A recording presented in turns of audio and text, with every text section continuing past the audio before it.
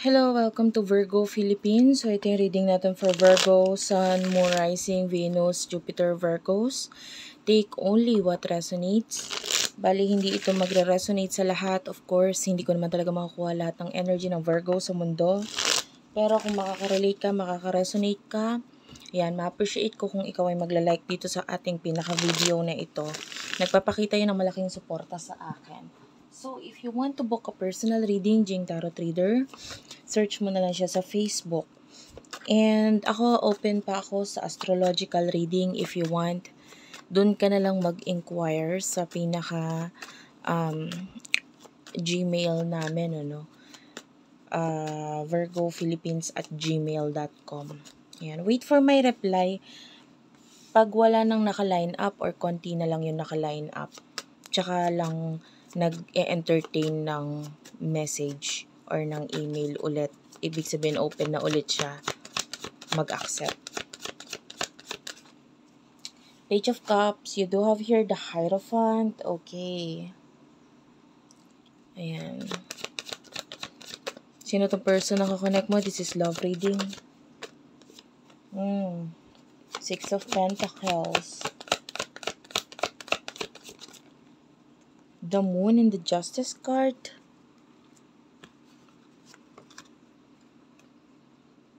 Okay. Bottom of the deck is the Seven of Swords. The way I see this, yung sa energy mo, you could be someone who is, I don't know, maybe you look young. Maybe you are someone na spiritually or dahil sa mga na-experience mo na sa buhay mo, you are matured enough. Spiritually matured enough. No?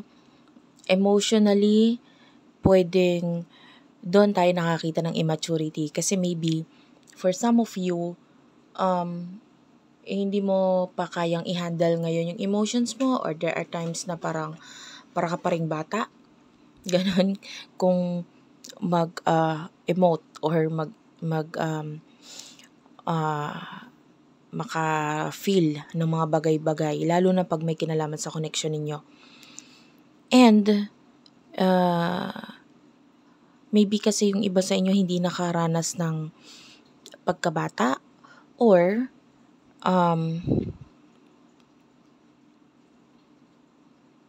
I don't know, it feels like kasi pwedeng emotionally may mga kakulangan. Pwedeng emotionally hindi ka masyadong naka-experience ng mga bagay-bagay na maybe may kinalaman sa pakikipagrelasyon. Like maybe boyfriend, girlfriend. Kung nakipagrelasyon ka man maybe in the past or nung kabataan mo, maybe either naging mabilis lahat para sa'yo, or there are restrictions pagdating sa magulang. Pwedeng hindi ka basta may kakulangan pagdating sa experience. Pwedeng hindi ka masyadong naka-experience ng relationship, or maybe pagdating sa connection na to. The Six of Pentacles, this is someone who is, I don't know, but I can see Libra energy here. Pisces with the Moon. Ayan. So, there's an equal give and take sa inyo ng person na to. With the Justice card, you see this person as parang law-abiding citizen. Parang ganun. Mga tipong parang siya yung kung ano lang yung nasa batas, or could be someone na ayaw na makagawa ng mali or something. The Moon is here, so maybe it is one of the reason kung bakit hindi siya nagiging honest sa'yo with the Moon. This is secret energy with the Moon. Parang may sinisikreto. So, you are the Hierophant. Spiritually, nakakaramdam ka ng spiritual connection between you and this person. Pero, as you can see in the picture with the Seven of Swords, pwedeng either ikaw ito na umiiwas or yung person ito ang umiiwas. And if ever na may pag-iwas sa inyong dalawa, pareho ninyo naramdaman yun. Like, kung umiiwas siya, ramdam mo na umiiwas siya. Pag umiiwas ka, ramdam niya na umiiwas ka. And maybe you do have, connection, and maybe nagkakaroon ng connection na parang there are times na okay, there are times na hindi. So, kaya nahahalata pag umiiwas. I will be using this card. Wait lang. Ano yung emotion ninyo sa isa't isa?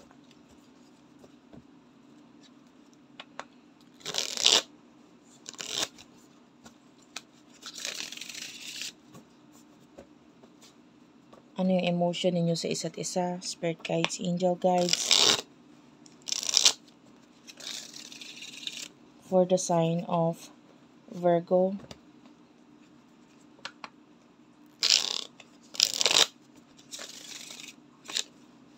Okay.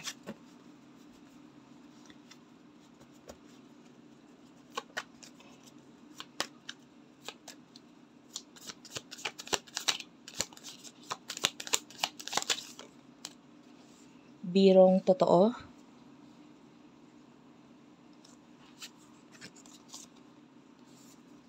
Ikaw ang the best na nangyari sa buhay ko, and you do have your hunger.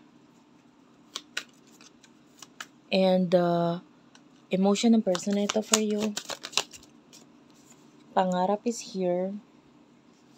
Sino ba sa inyo? And you do have, that explains why.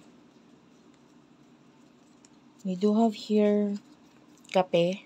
Ayan. And alak, sigarilyo, barkada. Okay. The way I see this, bottom of the deck ninyo is ikaw ang sana ko.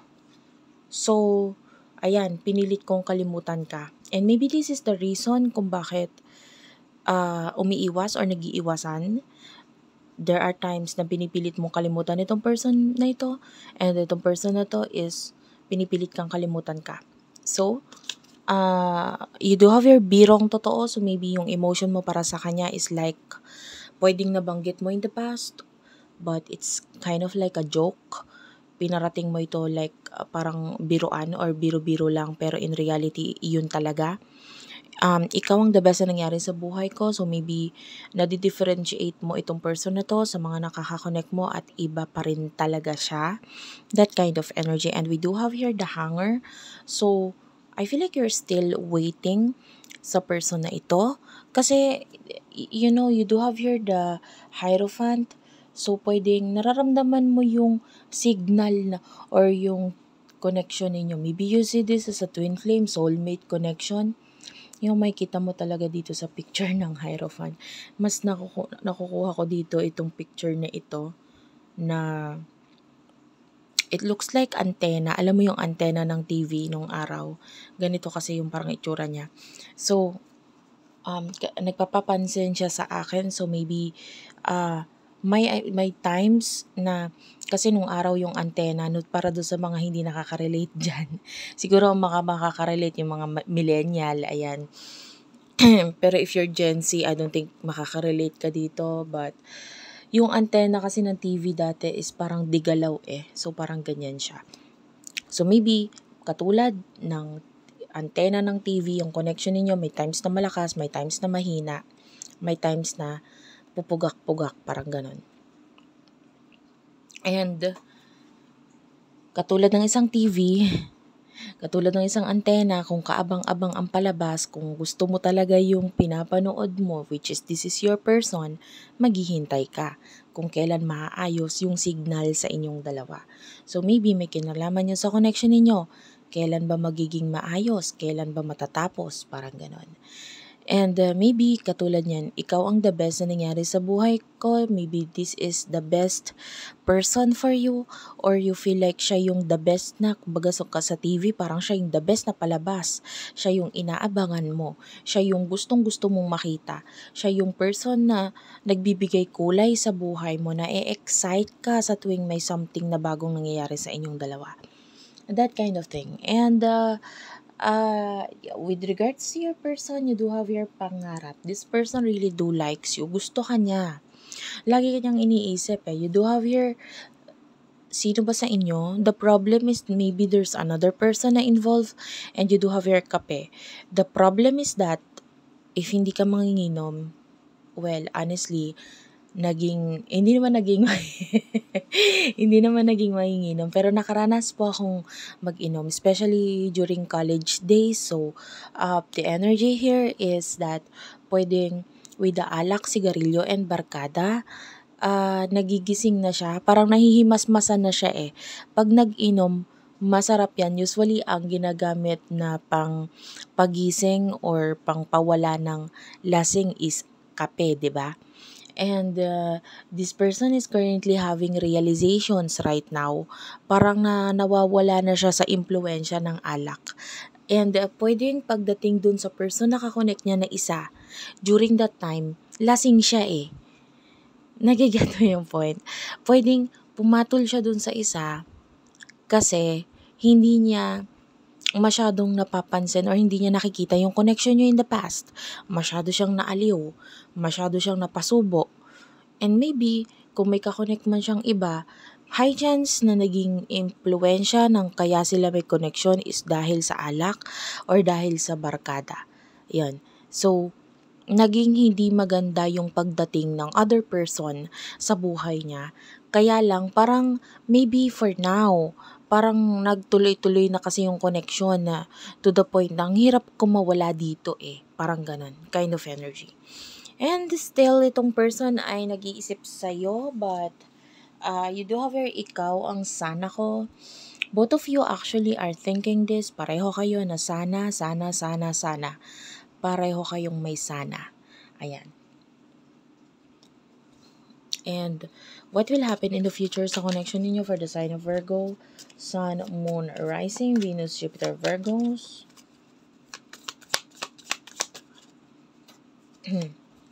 Hindi ko yung kinuha guys kasi nagsha-shuffle pa lang ako.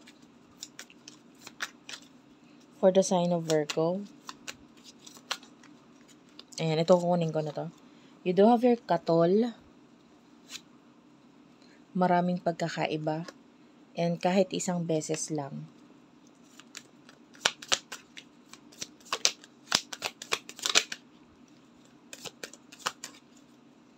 For the sign of Virgo, please, in the near future. You do have your Manny Pacquiao. Wait lang. May nalaglag na card. Tamang hinala. Okay. Pasensyahan mo na guys ha.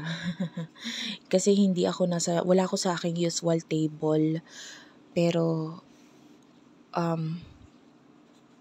mas komportable kasi ako sa pwesto kong ito sa ngayon. Anyway, you do have your Manny Pacquiao, tamang hinala, Isda is here. And,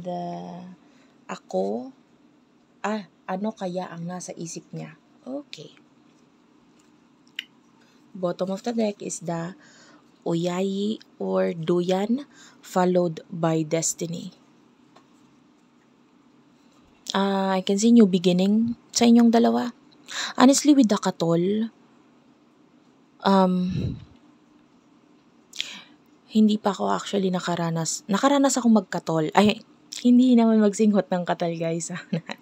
I mean yung maggamit ng katol. Nakaranas ako niyan. And, ang alam ko sa katol is pinaghihiwalay eh. Nakaranas kasi akong gumamit yan pero hindi ako yung naglagay. So, alam ko siya pinaghihiwalay. The connection between the two of you is like katol, mahirap paghiwalayan. Mahirap. Kahit pilitin, masisira or the only thing na makakapagpahiwalay sa inyo is like pagpinilit na paghiwalayan. Pero yung connection na inyo, you do have your maraming pagkakaiba. With regards to you, pabago-bago yung isip mo in the near future. Maybe because you're still hanging on or part of you, wait lang. Huwag na lang kaya. Tapos may times na naman na, maghihintay ulit ako. Wait lang. Tapos biglang, masisira na naman. Teka lang, ayoko nang hintayin, tama na. May ganon, pabago-bagong isip sa'yo. In the near future, you do have your kahit isang beses lang. This is you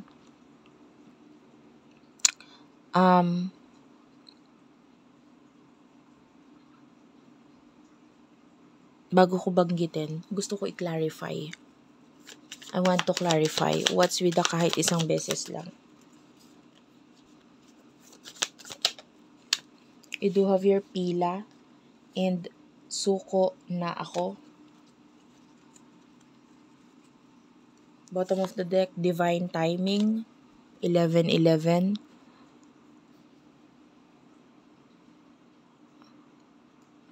I feel like you do have other choices in the near future na pwedeng ito yung maging dahilan na parang sumuko ka dito sa connection na to. Or, kasi bago-bago nga yung nakukuha ko sa'yo with the kahit isang beses lang. I feel like, hindi ka pa, part of you is umaayaw, part of you is naghihintay, ganun. Bago-bago ang isip. Ngayon, pagdating sa person na to, I can see a lot of fighting, a lot of pagkakagulo, pag-aaway. Manny Pacquiao, it's fighting. It's something na parang